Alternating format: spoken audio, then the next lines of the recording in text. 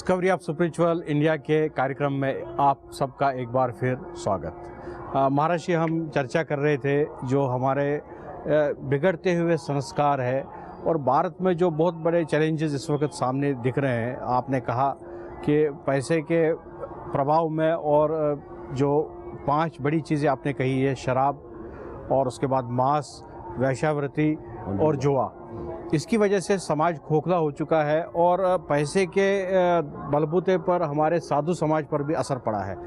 महाराज जी, ये तो प्रॉब्लम तो है ही ये समाज में, लेकिन आप जैसे महापुरुष बैठे हैं जिन्होंने पूरा जीवन ही मानव कल्याण के लिए लगा लिया और तपस्या की, तप किए।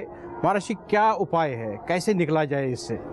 देखिए, हमारे धर्म ग्रंथों ने जो भविष्यवाणी की है वो स्पष्ट रूप से बताया है कि जब जो युग आया है उस युग में कौन गुण की प्रधानता रही है और किस प्रकार से वो व्याप्त हुआ है और किस प्रकार से उसका निवारण किया है। अब जो कलयुग में मैंने अभी थोड़ी देर पहले आपको बताया कि धन, जुआ, शराब, मांस और वेश्यावृत्ति व्याप्त हैं। इनके निवारण के लिए भी शास्त्रों ने हमारे मार्गदर्शन किए। जैसे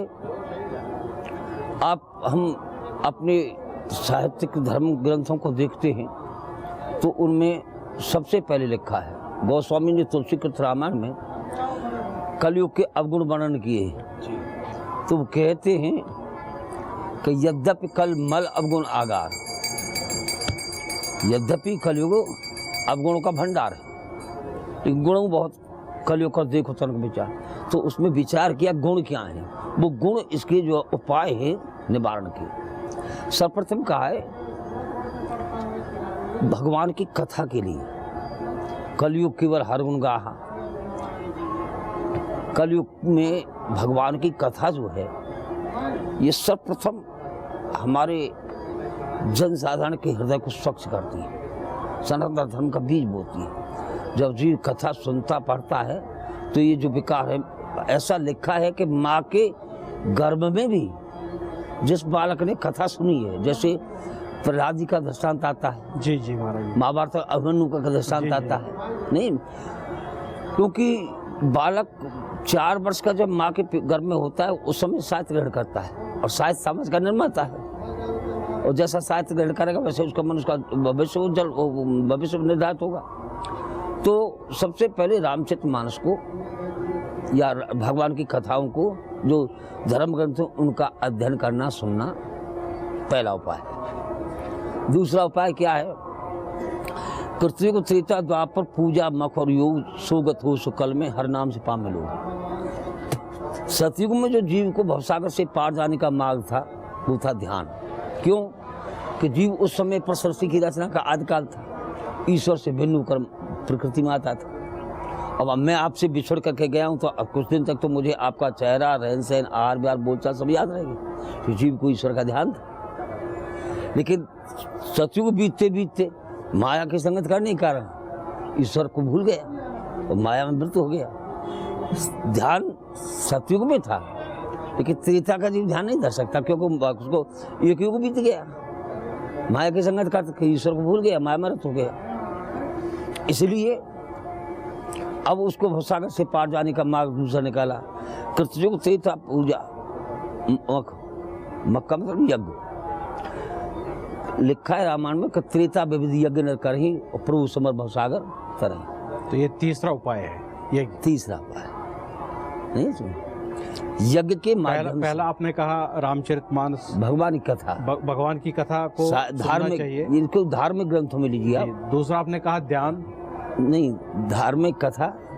दूसरा मैं कह रहा हूँ आपसे, केवल एक एक उपाय को लीजिए आप। सतयुग में तो क्या था? ध्यान था। ध्यान का तात्पर्य ईश्वर को अपने हृदय में, अंतःकरण में महत्व दे करके संसार से निवृत्ति लेना। जी महाराज, ध्यान था।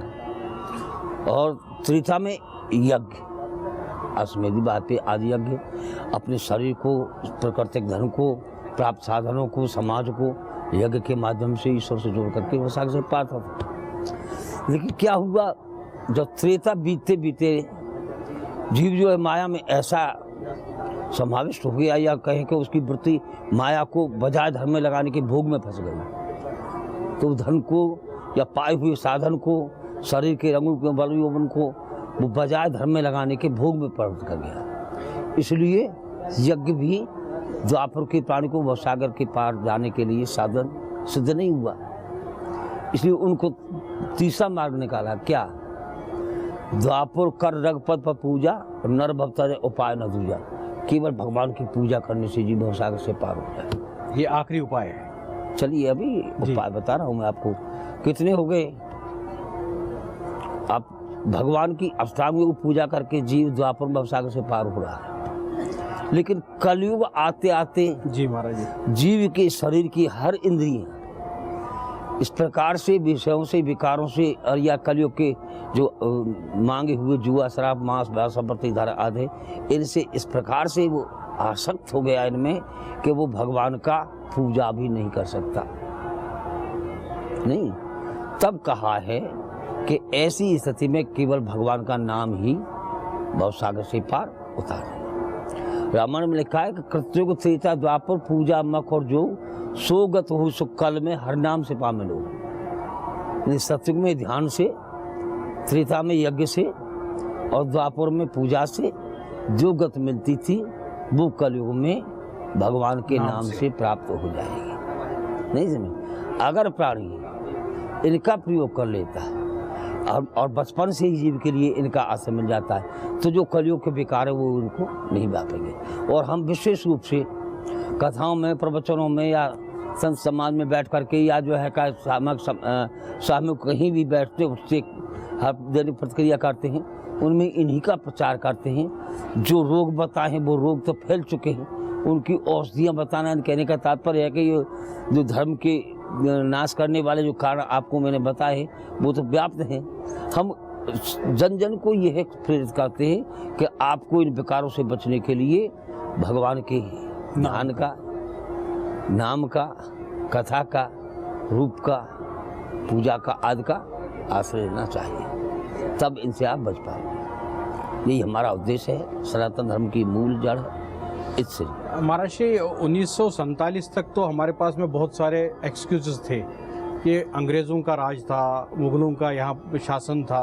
अब 1947 के बाद में तो हम आज़ाद हैं महाराज जी, तो कहाँ गलती हो रही है हमारे से? आज़ाद तो हैं। हमारे धर्म ग्रंथों को देखिए ना, अब हमारे धर्म ग्रंथ क्या कहते हैं, युग का वर्णन देखिए। उसमें ऐसा लिखा है कि जो युग आएगा उसमें ये तो गुण व्याप्त होगा।